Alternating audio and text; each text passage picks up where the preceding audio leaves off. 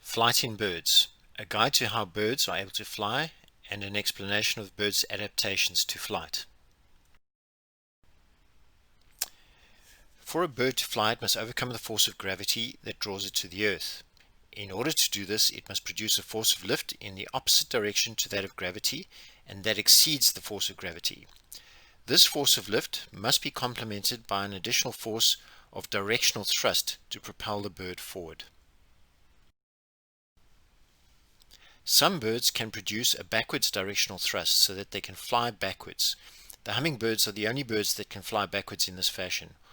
All other birds can only fly forwards, and most can only hover in a headwind, with the exception of some birds such as kingfishers and the black-shouldered kite, which can hover in still air. To help birds overcome the force of gravity and to fly efficiently, they have developed a number of adaptations. The heavy jawbone, typical of other vertebrates, has been replaced by a light bill made of keratin that has no teeth. Birds have retained the flexibility of the spine in the neck through 13 to 25 cervical vertebrae for functionality during feeding, foraging, hunting, and other interactions. The breastbone has become enlarged to form a keel-shaped breastbone for attachment of the powerful wing muscles. The pectoral muscles produce the downward wing beat, while the supracoracoideus muscles lift the wing for the recovery stroke.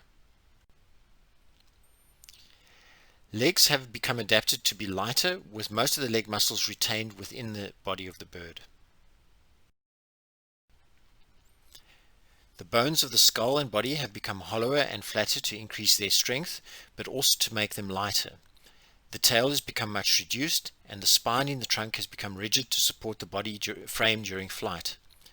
The bird has also moved its center of gravity for balance during flight, another reason for the reduction in weight of the head and hind limbs. For lift and propulsion, the forelimbs became adapted to form wings. It is the wings that provide the primary force of lift.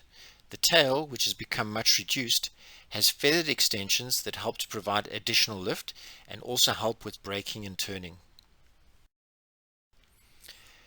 The hind limbs have also become adapted for launching the bird into flight and for assisting with braking and landing. Web-footed birds may use their web feet for some level of maneuvering when landing and for running for a launch or for braking on water. Internally, the bird has modified its lungs to include a series of air sacs that enable a continuous flow of air through the lungs, so providing an extremely efficient system of oxygen exchange and respiration. This is important at high altitudes where the air is thinner and therefore carries less oxygen, but is also important because of the high energy needs of active flight. A four-chambered heart adds to the efficiency of the oxygen supply by separating the oxygenated blood from the deoxygenated blood supply and pumping it efficiently around the body, as is also true in other warm-blooded mammals. Finally, for insulation, contouring and streamlining, the bird is covered in feathers, with the exception of the hind limbs, which are covered in scales, but which are often tucked into the breast feathers during flight for warmth. The feathers are composed of a shaft which is light, hollow, and air-filled, with barbs knitted together into a lamina or vein by barbules. Feathers are colored black, white, grey, brown, beige in more cryptically colored birds to brighter colors such as red, yellow, green, blue, purple, and orange. These colors are produced by a combination of pigments and refracted light through the narrow barbs of the feathers. Green is often a combination of yellow pigment mixed with a blue color produced by refraction. Iridescent blues and greens are also produced by refraction or bending of light. How does the wing work? The bird wing is designed to be concave on the lower surface and convex on the upper surface. The flight feathers that comprise the wings are likewise curved or convex in shape. These are attached to the bones of the wing, overlapping to provide a uniform surface for lift. The curved nature of the wing produces an aerofoil by which the birds achieve lift. The wing is an aerofoil. An aerofoil is a structure that is curved along its surface so that one side is convex and the other concave. Air flowing over such a surface is split into an upper and lower stream of flow. The air must meet on the other side of the aerofoil at the same time, so that air flowing over the upper surface must move a greater distance than the air flowing over the lower surface. The air must therefore travel faster over the upper surface, which reduces the air pressure on the upper surface relative to the lower surface. Where the air has taken a shortcut across the gap created by the concave surface, the air travels much quicker over the lower surface. The result is that a net upward force called lift is produced, which counters the force of gravity on the bird, thereby allowing the bird to lift off the ground and fly. Birds flap their wings to provide lift by moving air over the wing surface. A headwind aids the bird in takeoff. The bird changes the shape and angle of the wings so that it produces less force, drawing the wings up in preparation for a downstroke, which will produce the lift. It also angles the wings slightly backwards during the downstroke to provide forward propulsion. This produces an opposing force called thrust. Gliding and soaring. During gliding and soaring, a bird may make use of air currents and forward momentum produced during diving or swooping to move forward. Birds make use of, for soaring and gliding birds make use of air currents and wind and thermals to produce lift and to reduce their energy expenditure during flight.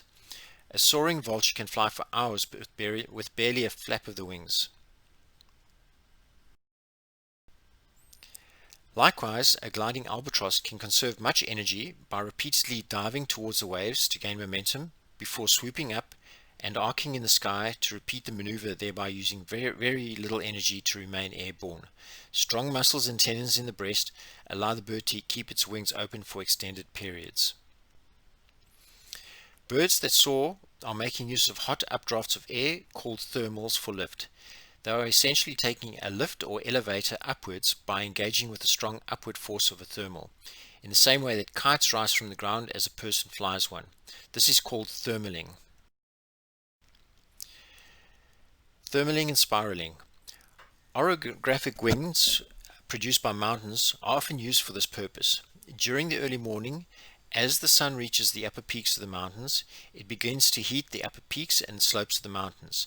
This produces a rise in the air as the hot air rises due to its lower pressure.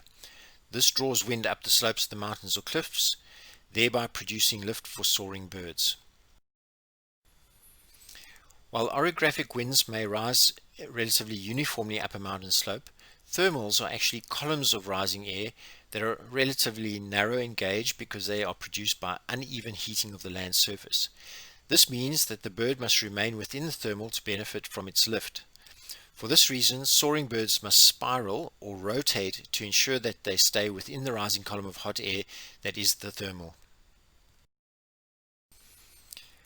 The ground effect. When birds are flying to and from feeding or roosting sites, particularly along water, they may make use of a phenomenon known as the ground effect to produce more efficient flight. The bird flies low over the surface of the water, where the wind resistance is lower due to the friction produced on the wind by the surface of the ground. This enables the bird to fly more easily and with less effort than if it flew at a higher altitude above the ground. Streamlining and the V formation. There are other ways too that birds improve their efficiency during flight. Birds will often fly in a V formation, especially when flying over long distance, say between a roosting and foraging site or when migrating. The V formation allows birds to fly in the slipstream of the birds at the front of the V, thereby reducing the air resistance, making for energy efficient flight. The end. I hope you enjoyed this information presented. Please like and subscribe to the Wilderness channel.